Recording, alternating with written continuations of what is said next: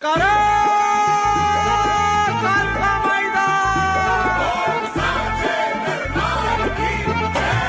श्री राम, जय माता दी, बालाजी महाराज की जय। जो आज का एक मैं विषय लेके आया हूँ, ये काफ़ी महत्वपूर्ण जानकारी और काफ़ी इंटरेस्टेड विषय है। ये कहीं बच्चों का सवाल था कि हम काफ़ी टाइम से समय से पूजा कर रहे हैं, देवताओं से हमारे को कुछ नहीं मिल पा रहा है। देवता क्या हमारे से प्रसन्न हैं या नहीं है? देवताओं को प्रसन्न करने के लिए हमने क्या करना चाहिए? वो जो आज का जो मैं विषय में बता रहा हूँ, एक चीज़ ऐसी है जो आपको देवताओं को प्रसन्न करने के लिए और आपको ऐश्वर्य प्राप्त करेंगे देवता से। आप हर चीज़ को उस चीज़ दे करके, एक चीज़ को दे करके हर चीज़ आपके जीवन में हमेशा प्रसन्नता आएगी, खुशी आएगी। तो वो एक चीज़ क्या है, वो मैं इस वीडियो में आपको अंत तक ज़रूर देखना। इस वीडियो को आपको जानकारी की आवश्यकता है तो वो चीज़ मैं बताऊंगा। देवताओं को कैसे चढ़ानी है, कैसे उसका हमने प्रयोग करना है पूजा के अंदर।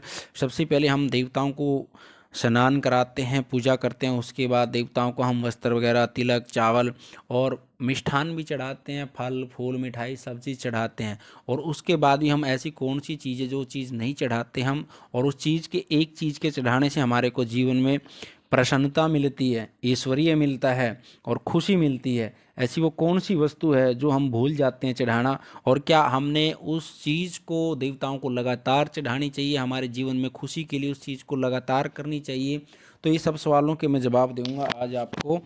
और वो ये एक एक ही चीज़ चढ़ाने से आपको ऐश्वर्य की प्राप्ति मिलेगी और आपको प्रसन्नता मिलेगी। क्योंकि कुछ बच्चे काफ़ी टाइम से क्या ना, जैसे किसी को हर तरह से पूजा पाठ कर रहे हैं, उनको मान सम्मान नहीं मिल पा रहा।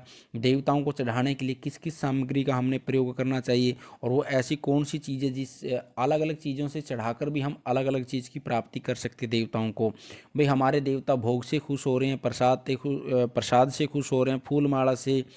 तो इसमें एक चीज़ और ऐसी है जो हम पूजा पाठ करते हैं, मंत्र जप करते हैं, हमने देवताओं को उस चीज़ को किस तरह से समर्पण करना है।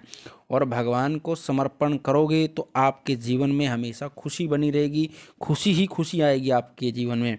और उस चीज़ के चढ़ाने से आपके जो मन की दरिद्रता है वो भी दूर होगी, और आपके जीवन की दरिद्रता है वो भी दूर होगी। क्योंकि हम कुछ पूजा पाठ से जब हम लेना चाहते हैं देवताओं से, तो कुछ अलग अलग चीज़ें हैं जो हम अलग अलग चीज़ चढ़ा करके अलग अलग चीज़ को हम प्राप्त कर सकते हैं। इसलिए देवताओं को जैसे हम षोडश उपचार करते हैं तो 16 तरह की हम देवताओं को 16 तरह से पूजा करते हैं, तो 16 चीज़ें ही चढ़ाते हैं। पंचोपचार पूजा करते हैं तो 5 तरह से चीज़ें चढ़ाते हैं। तो इसी तरह उसके अंदर एक ऐसी कौन सी चीज़ है जो सुगंधित चीज़ चढ़ाने से हमारे जीवन में ऐश्वर्य लेके आएगी, और उस ऐश्वर्य एक चीज़ के चढ़ाने से हमने किस किस टाइम पर उस चीज़ को, क्योंकि एक देवता जैसे हम किसी को खुशी देते हैं तो खुशी मिलती है, इसी तरह देवताओं को वो चीज़ हम चढ़ाते हैं तो हमारा जीवन भी ऐसे ही महकता है, ऐसे ही हमारे जीवन के चारों तरफ से खुशी आती है। और वो चीज़ क्या है? सबसे पहले हम देवताओं को भोग भी लगाते हैं, प्रसाद भी चढ़ाते हैं, फूल माला भी चढ़ाते हैं, और एक चीज़ हम चढ़ाना भूल जाते हैं। वो चीज़ क्या है?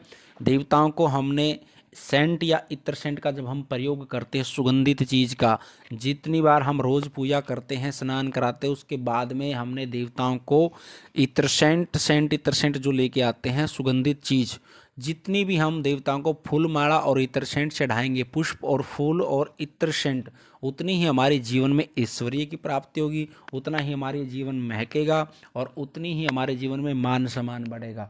तो देवताओं को आप ये चीज़ अवश्य चढ़ाएं यदि आपको जीवन में ऐश्वर्य की प्राप्ति करनी है, मान सम्मान की प्राप्ति करनी है, देवताओं से प्रसन्नता मिलेगी आपको, और आपका जीवन हर तरह से प्रसन्न रहेगा।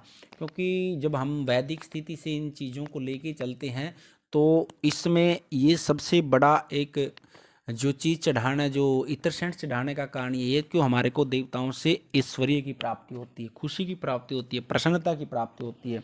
तो आप अपनी पूजा के अंदर हर रोज़ देवताओं को ये सुगंधित चीज़ें अवश्य चढ़ाए, तो आपका भी कल्याण होगा और आपका जीवन हमेशा चारों तरफ से महकता रहेगा, किसी तरह की कोई निराशा आपको हाथ नहीं लगेगी।